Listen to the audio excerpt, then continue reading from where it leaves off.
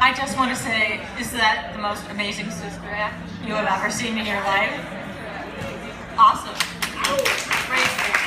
Applause for you guys. I'm truly humbled to be here, honestly. This is an amazing event, and I can't believe the amount of work that the organizers put into this and how beautifully they pulled this off. I want to give a huge thank you to Jody Kasten for reaching out to me and inviting me to speak here today on behalf of Illinois Right to Know GMO. I so appreciate it. We're really, really happy to be here with you. So, my name is Terri Reardon, and I am a professional plant propagator. I work for the Chicago Park District, and I was fortunate to be one of the parents of a hot pepper plant that was bred in the traditional fashion, and it is actually trademarked by the Chicago Park District, and it's called the Koch Terri pepper. I preface that because some of my speech about GMOs will tell you some of the differences between the traditional crossbreeding and what genetic engineering is. When I was compiling this speech, I originally was calling it Why You Don't But Should Know About GMOs. And as the speech evolved and took on kind of a life of its own, I realized that what this really is what you don't but should know about GMOs. So let me tell you a little bit of the information that you really do need to know. Genetically engineered foods, often called GMOs for genetically modified organisms, are crops produced from seeds that have their genetic structures modified by adding genes from non-related species. This is done in a laboratory and is not the same as traditional breeding. The result is a cross which could never occur in nature. The primary purpose of most genetically altered seeds is to produce crops that can withstand the application of large amounts of chemical pesticides without killing them. Still, other GMOs are designed to produce their own toxic insecticide within the plant itself. Therefore, these crops are simultaneously food and pesticides. GMOs were first introduced on the market in 1996.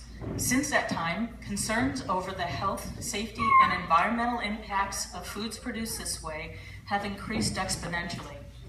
It's commonly assumed that GMOs were widely tested and determined to be safe by the Food and Drug Administration prior to being released for sale on the market. This is emphatically false. Even the safety of the process of genetic manipulation itself has been called into question in animal studies. Yet these foods are not inspected by the FDA before they come to market and are not required to be labeled. The American public has been duped for almost 20 years into unwittingly participating in an uncontrolled human experiment on a massive scale.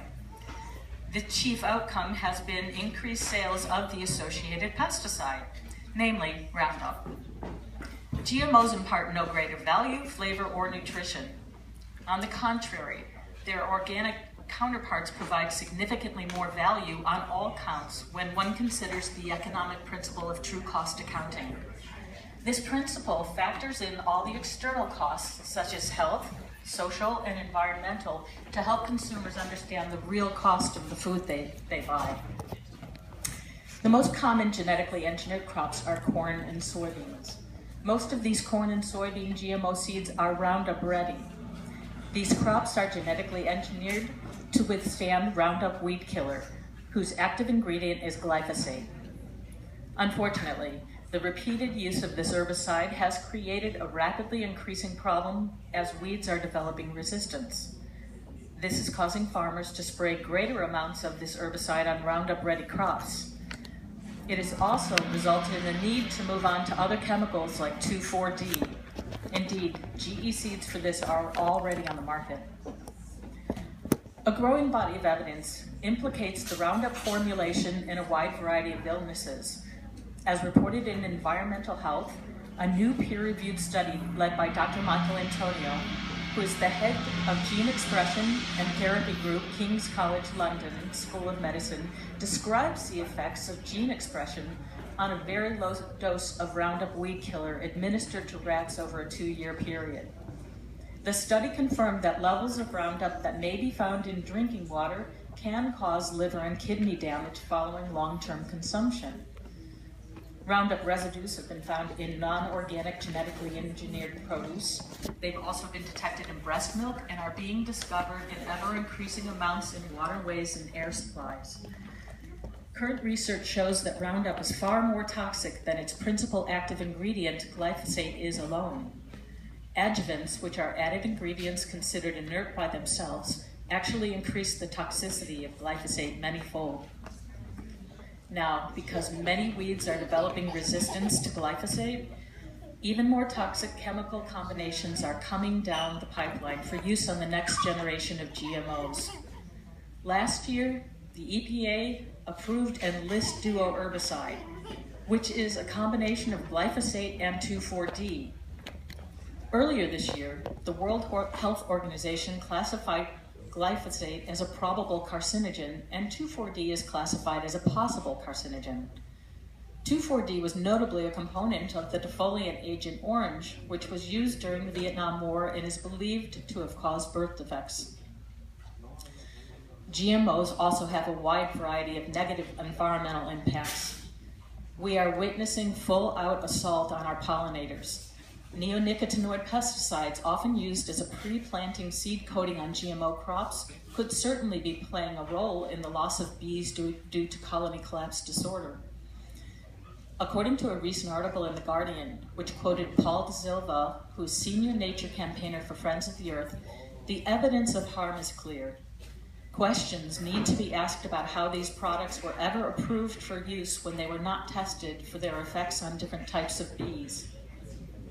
Additionally, new studies appear almost daily describing the desperate plight of the monarch butterfly. An article last week in the Washington Post quoted a grim statistic laid out by the U.S. Fish and Wildlife Service in February, which stated that nearly 1 billion have vanished since 1990 as farmers and homeowners sprayed herbicides on milkweed, a plant that butterflies use as a food source, a home, and a nursery. There's also been a profound loss of monarch habitat due to the type of monocrop farming practiced by huge industrial farms growing GMOs. Further, this farming practice has contributed to potentially irreversible soil degradation after years of repeated heavy applications of chemical fertilizers and pesticides. Companies promoting these technologies insist they are needed if we are ever going to feed a rapidly growing population. Yet, in the United States, which is the largest producer of GMO crops, we continue to struggle with adequately feeding all of our citizens. Food deserts are abundant, and lack of access to nutritious food is a chronic problem in underserved communities. It's clear that world hunger is not a production problem, but a distribution problem.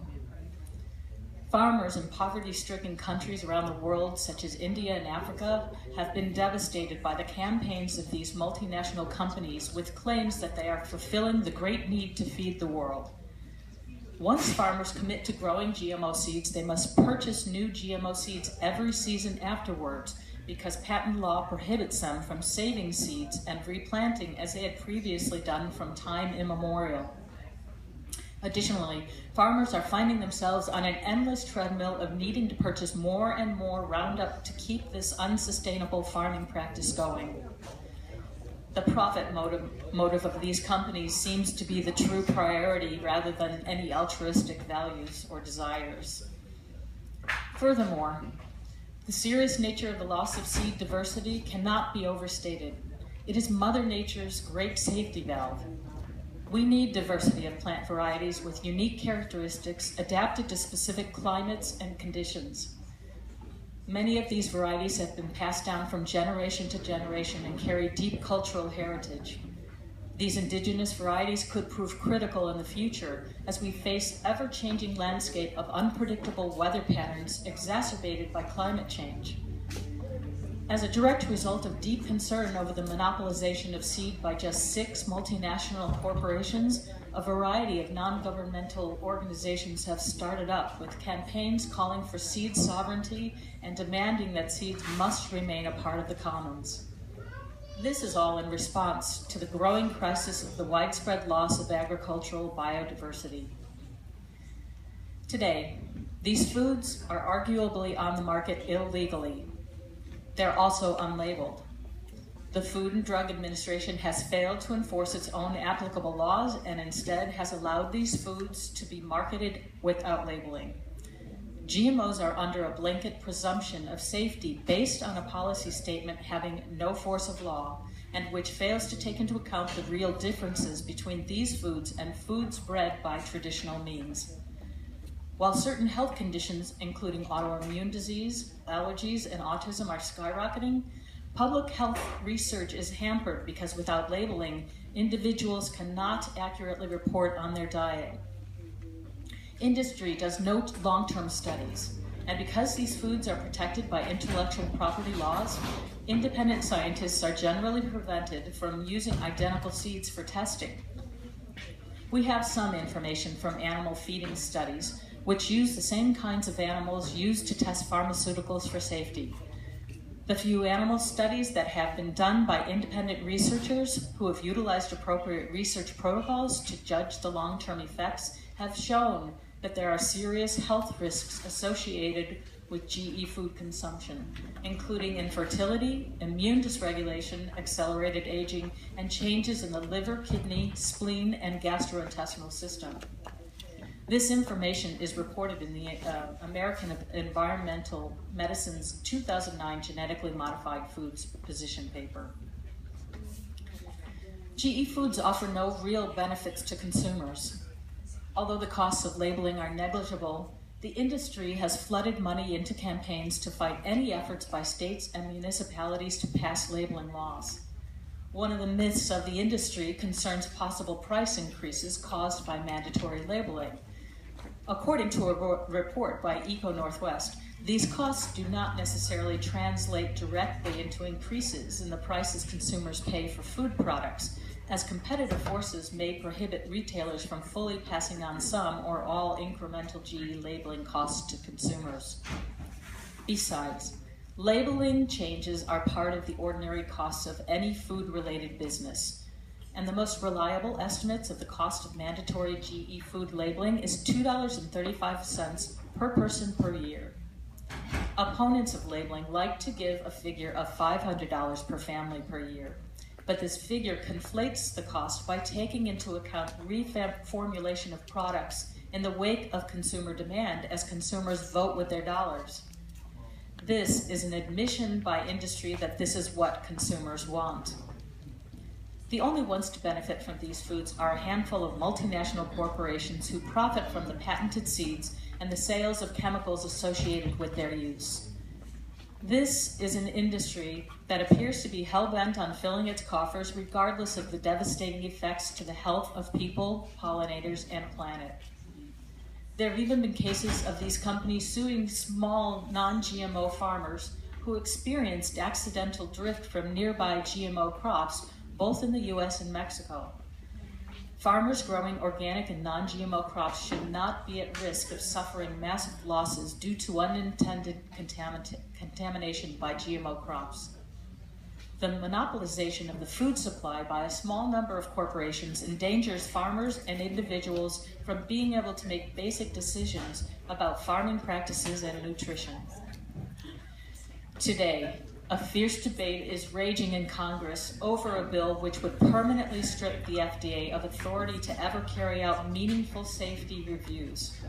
Further, it would prohibit the state and local mandatory labeling laws and make meaningful federal labeling virtually impossible. We believe that states should have the right to decide for themselves whether to require GMO labeling. Mandatory GMO labeling is low cost and would allow the free market to function properly. The absurdly named Safe and Accurate Food Labeling Act, H.R. 1599, passed in the Republican-controlled House on July 23rd and now moves on to the Senate. We call this bill the Dark Act. because it unequivocally denies Americans the right to know. In addition to the majority of Republican senators, there are currently a number of Democrats who may possibly favor this egregious legislation, including the minority whip, Illinois' own Senator Richard Durbin, who has already spoken publicly against mandatory labeling because he does not believe that there's credible evidence of harm from these foods. We urge everyone to contact their senators and tell them to vote no on the DARK Act. Tell them you want to know if it's GMO. And I want to give a huge, huge thank you to Joan Levin, sitting right here, who helped me immensely with all the fact-checking. I stole tons of information from her speeches. You did. And I so appreciate all that. Thank you guys for listening. Any information you want, stop by. We're here to help you understand.